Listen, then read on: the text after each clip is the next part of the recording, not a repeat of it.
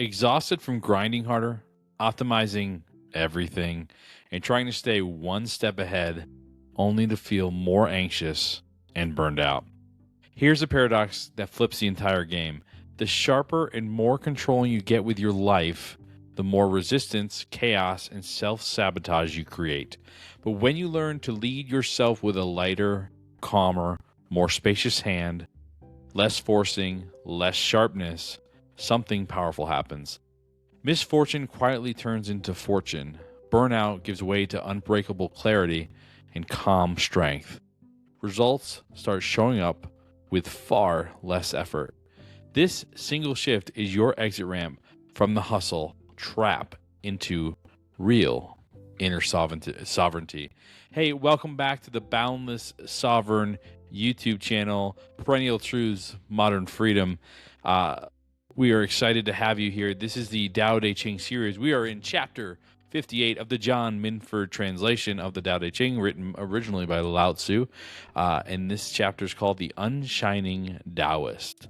When the ruler is dull, the folk are happy. When the ruler is busy and alert, they are discontented. Fortune and calamity are part of each other. Calamity is latent within fortune. How few recognize that margin where there is no judgment of right? Right can become cunning, good can become evil, and mankind is long gone astray.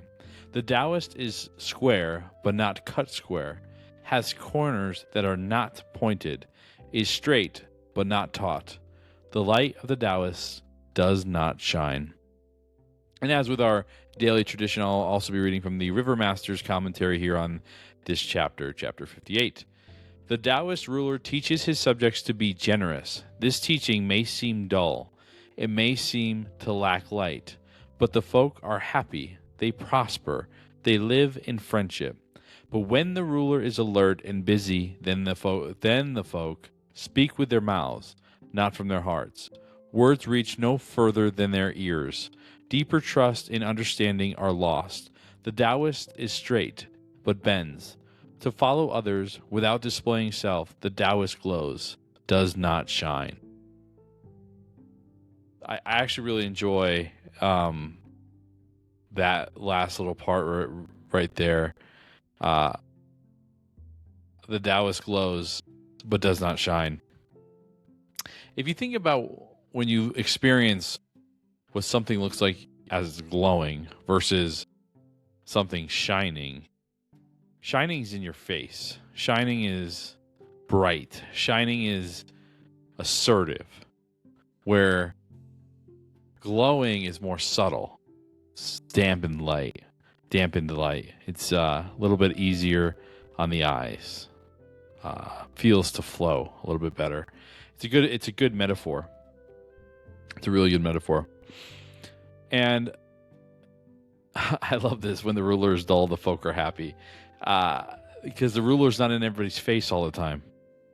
Now, I personally struggle with this a little bit.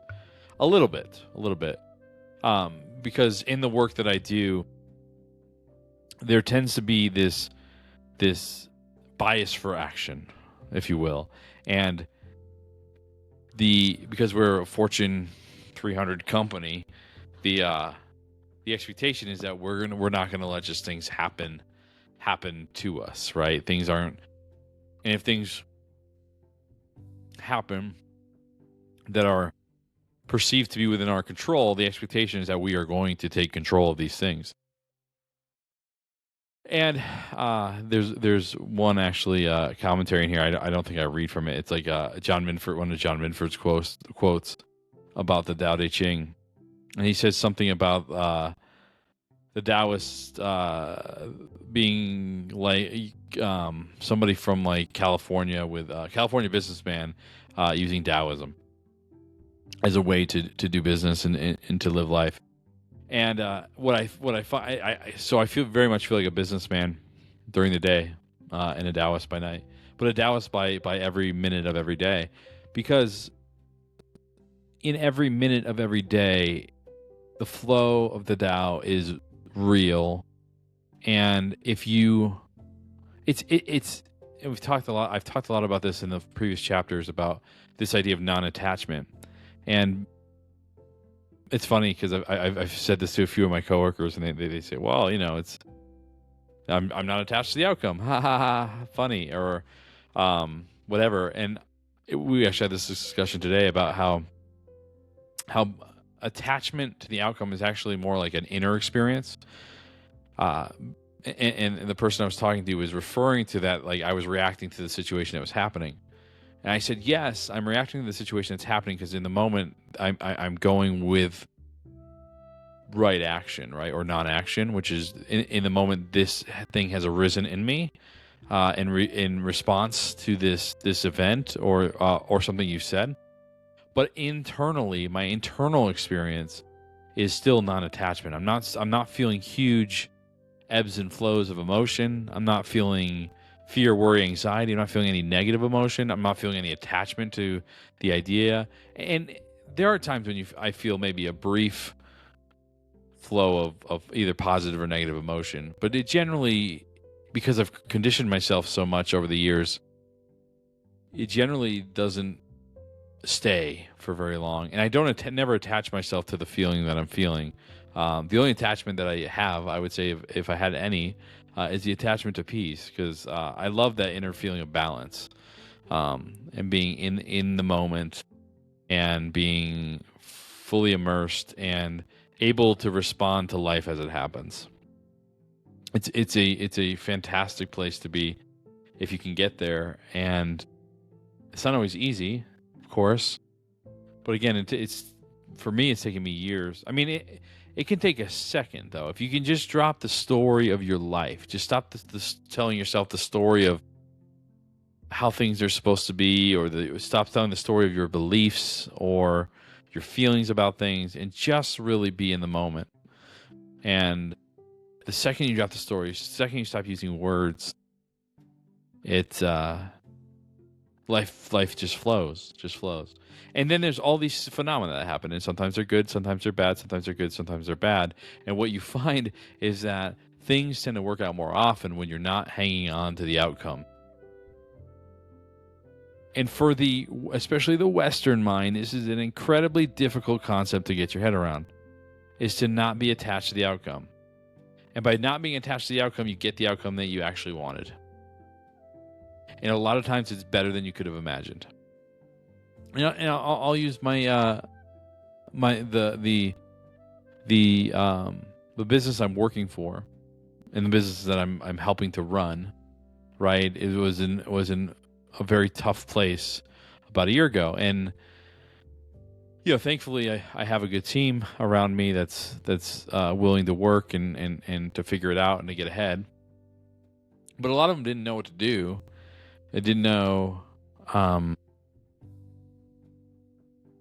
They knew some parts of it, but it feels a little bit like pushing a boulder up a hill sometimes. Being the leader of a group who's needing development, of a business that's needing attention and needing constant kind of push to get it to where it needs to be. I say push, but what I mean is that it's a lot of right action needing to be taken to get it to where it needs to be. And what happens when when you commit to the process and you're willing to let the process play out, with the feeling like I'm gonna come every day. I'm gonna do the very best I know how to do. I'm gonna do it with a positive mindset and a positive heart. And I'm going to try to leave it better than I found it. And whatever the will of the universe is, I'm going to allow that to be. And that detachment is the exact thing that is the exact recipe for success. Because once you have that detachment and you don't judge every event as good or bad, then things just tend to always work out. It's been my experience. And it's a wonderful experience, and I would highly recommend it. And it's this being at one with the Tao or the spirit, following your heart when the right action makes itself apparent. And then it becomes this dance with reality. It's this ebb and flow, back and forth thing. Something happens, you don't react, or you just respond to it, and then you're detached to the outcome, and then the next thing happens, and then these little synchronicities start popping up, and when they start popping up, it's exciting, it's fun, and then you know that it's your detachment that's allowing this universal flow to happen and things to work out. And like I said, my life, since I've really started believing and buying into this idea and trying to practice it all the time, has only gotten better. If I look year over year over year, even when in the moment maybe I don't necessarily feel like things are better, as I look back, I always see that things have only ever gotten better. So even though sometimes they don't always feel great. So anyway, so this is the Boundless Sovereign YouTube channel, Perennial Truths, Modern Freedom. Thanks for joining us. Like and subscribe if this resonated with you, and we'll see you in chapter 59 of the Tao Te Ching.